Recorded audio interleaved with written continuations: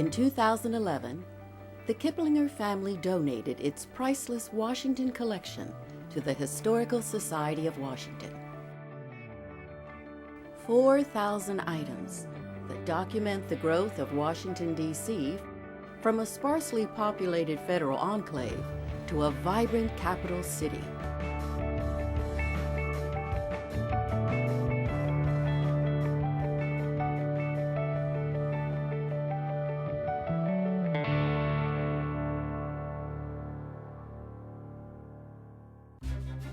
The collection began when journalist W.M. Kiplinger published the first Washington letter in 1923. And the first function of these etchings and engravings and paintings and photographs was to have something to hang on the wall. Then, as my father once said, he read an article which called him a collector, and he thought that was a pretty good idea, so he became one. And that's the truth. It was an incremental, step-by-step process, and eventually it began to have some significance and historical focus.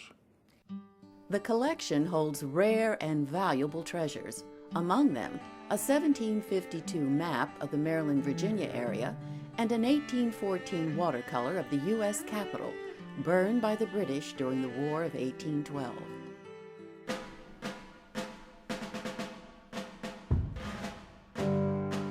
The collection also features images of the Civil War, when the city became a sprawling military camp and the center of war operations for the Union. Washington grew exponentially during this period, and every 2 years, a mayor was elected to govern the city's growing population. I remember a number of photographs of early Washington mayors. They were not national figures. In fact, the names were not even familiar to me. But my favorite attribute was to look at their shoes, because Washington had a reputation back in the 1870s of not being very well paved. Its streets were muddy. And the picture of the mayors shows them in elegant costume, standing tall with frock coats. But their shoes were a mess.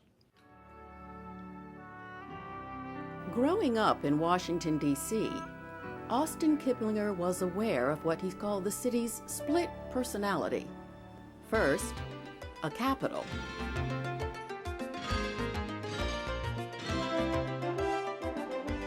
And then, a city.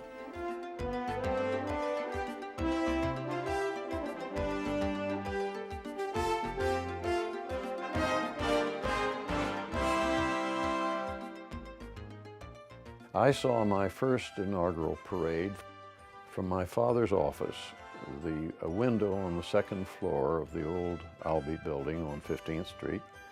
And the reason I could see it so clearly was that I could get onto the sign which advertised the Keith's Theater, and I could hang on that and lean right out over the street.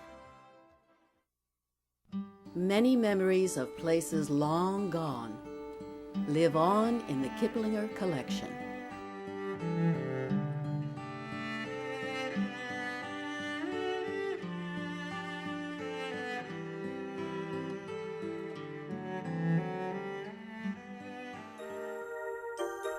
When I was a boy, my father called me and said, how would you like to take an airplane flight?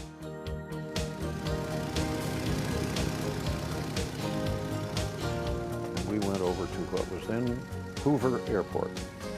It was a big flat area at the south end of the 14th Street Bridge. The location was where the Pentagon is now. So we took off from Hoover Airport and flew over the city and banked around over the Potomac and over all of the beautiful sights and the Capitol. And then we came back and we landed, and the pilot, he said, "You can unbuckle your seat belts now." Well, I said, "What's that?" I hadn't buckled anything. From grandfather to father to son, The Kiplinger family has bonded to the city and the collection. Knight Kiplinger carries on the tradition, steeped in the stories of his family. In the 1950s and 60s, W.M. Kiplinger, my grandfather, looked around the city of Washington and had a feeling that something big was about to happen. This city was about to change, and it was going to be changing very rapidly. So he began to commission painters and photographers to fan out around downtown Washington and capture these mundane city blocks.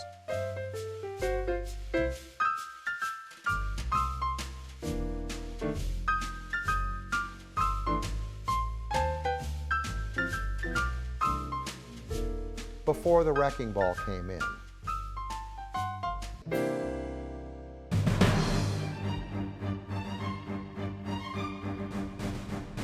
Another significant change that came in the life of this city, of course, had been within the past 10 or 15 years, and that is the question of security. This was a very open city.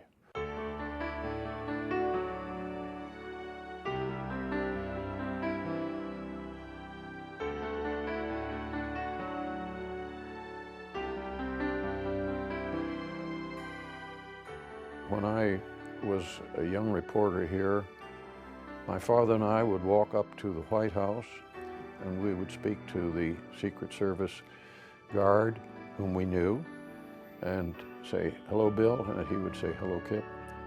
And we would say, "We want to go in and look around a little," and he would say, "Well, the boss isn't home, go on in."